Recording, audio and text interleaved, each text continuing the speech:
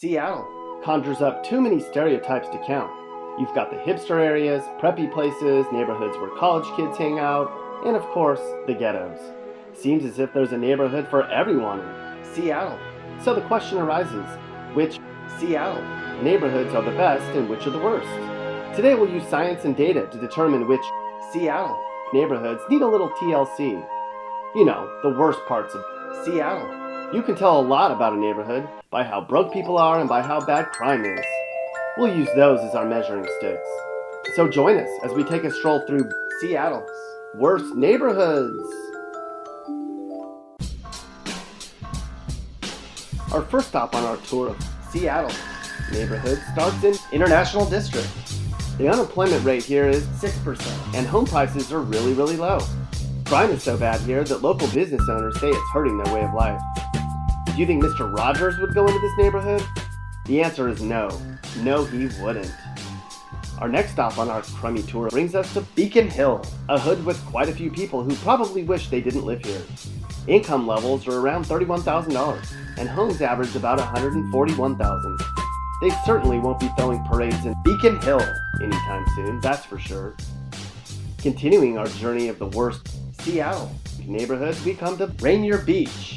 Here, most of the residents live at or below poverty, and you have about a 1 in 20 chance of being the victim of a crime each year. This neighborhood has so much potential too.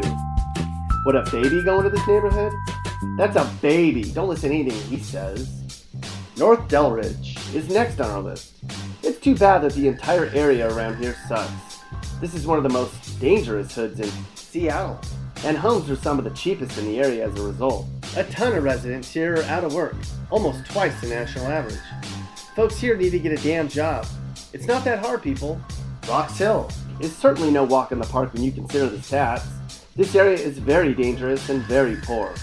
Families bring in very low income levels. But people in Roxhill are the richest of any other area we're going to talk about, which puts into perspective how poor many of the neighborhoods in Seattle Yo, this are. ad's brought to you by We'll be Clippers back after this on quick Martin message. Luther King Boulevard.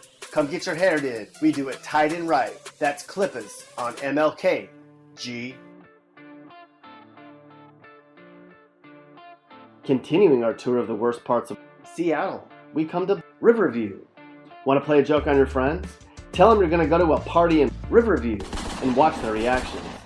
There aren't too many people packed into this little hood where you might get blown away for wearing the wrong hat. The Winslows certainly wouldn't live in Riverview, and you won't find the Bundys living here either. Here in the densely packed neighborhood of South Delridge, about 1 in 5 people refuses to work, and just about everyone's broke. To get there, take your car to roughly the rundown house on the left and the boarded up building on the right. Been spending most their lives living in the gangster's paradise. Welcome to Sandpoint, one of the most dangerous neighborhoods in Seattle. Entire families here make absurdly low annual incomes. Can we interest anyone in a $90,000 house in Sandpoint? Anyone? No? Okay then. Georgetown is a notoriously horrible area too. In this neighborhood, a ton of the population lives in poverty and crime is off the charts.